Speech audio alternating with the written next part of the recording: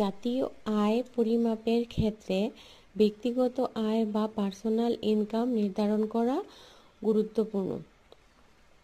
ব্যক্তিগত আয় বা পার্সোনাল ইনকাম হলো কোনো নির্দিষ্ট সময়ে সাধারণত কোনো দেশের সব ব্যক্তি বা পরিবারবর্গের চলতি আয়কে ব্যক্তিগত আয় বা পার্সোনাল ইনকাম বলা হয়। অর্থাৎ ব্যক্তিগত আয়ের ভিত্তিতে জাতীয় আয় পরিমাপ করলে জাতীয় আয়ের সম্পূর্ণ চিত্র পাওয়া যায় না। ব্যক্তিগত আয়ের ভিত্তিতে জাতীয় আয় পরিমাপ করলে জাতীয় আয়ের সম্পূর্ণ চিত্র পাওয়া যায় না।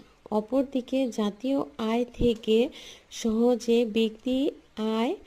ব্যক্তির আয়টা নির্ণয় করা যায় না। জাতীয় আয় থেকেও আবার সহজে ব্যক্তিগত আয়টা নির্ণয় করা যায় না।